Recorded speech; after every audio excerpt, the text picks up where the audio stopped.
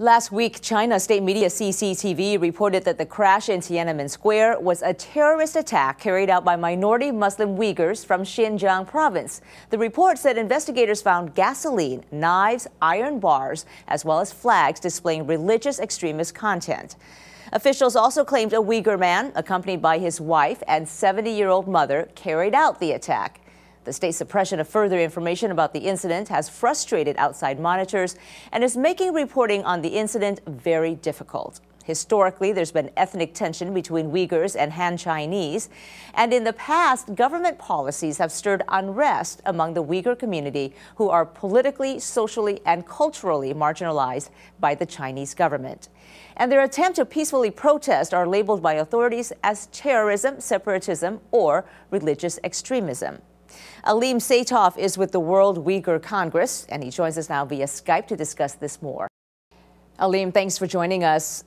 Now, 5 people died in the Tiananmen Square crash, and terrorism by Uyghurs is being blamed. What has been the fallout for the Uyghur community following this accusation? Yeah, following the accusations, the Chinese government officials began to call for tough punishment for the so-called perpetrators, and the call for the so-called war on terror is revamped. Also, Chinese state newspapers began to call the Uyghurs are going to become the biggest victims of this incident.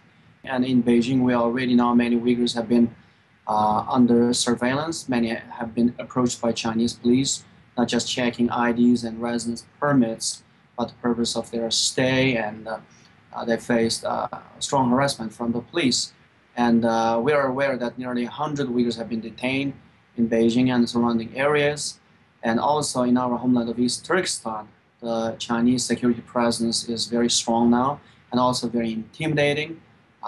Fully armed Chinese security forces are patrolling Uyghur cities, towns, and villages, even neighborhoods. And so the Uyghur people live in terror. They are fearing for their lives, and especially the ones in Beijing and other major Chinese cities. So we are very concerned with the current political situation of the Uyghur people. What's behind the Chinese government's repression of Uyghurs? Well, because Uyghurs historically were not Chinese. Just like Tibetans, we have the same problem. China, we believe, occupied our homeland of East Turkestan in October 1949. And a year later, China obviously occupied Tibet. And historically, we're separate, independent people. We had our own language, culture, and the religious beliefs. Everything is so unique and separate. Historically, we're China's neighbors, not part of China. But obviously, after 1949, China rewrote the history books and made us a small minority under Chinese rule for thousands of years. And we were always part of China. And the territory we lived in, Xinjiang, although it means new territory in the Chinese language, the Chinese government claimed it was part of China since ancient times, and any Uyghur who's not happy with such narrative is deemed as a counter-revolutionary or nationalist in the past. But after 9/11, because Uyghurs happen to believe in Islam, so the Chinese government began to accuse Uyghurs as Islamic terrorists, basically repackaging its repression of the Uyghur people as part of the global war on terror. Also, it will, by portraying Uyghurs as enemy of the Chinese people, Chinese government can win the support of the Han-Chinese. So that's why every time something like this happens, the government calls it a terrorist attack, even though the facts do not support the Chinese government's claim. You know, there are a lot of unknowns in the investigation into the Beijing crash, and with so many unanswered questions, why do you think the Chinese government was so quick to blame a Uyghur separatist group for the attack? Instead of having an open an independent investigation of what truly transpired on October the 28th. The Chinese government waited 2 days to spin the story it wanted to spin, because it's easy to blame the Uyghurs, and especially blame them as terrorists. Again, this serves China's national interest. This helps China to mute any kind of Western criticism, because China can claim we're fighting terrorists. And also it can win the support of the majority Han Chinese, and also justify the heavy-handed, stepped-up crackdown on the Uyghur people.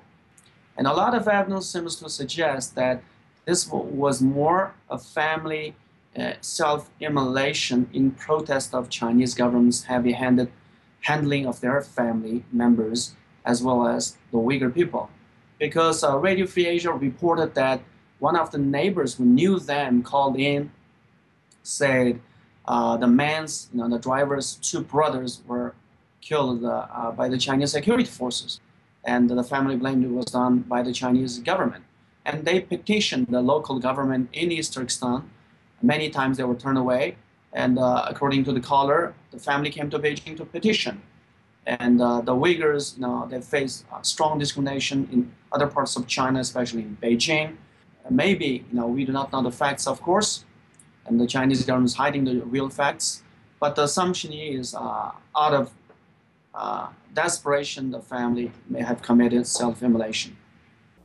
All right, Alim Seytoff, thank you for joining us.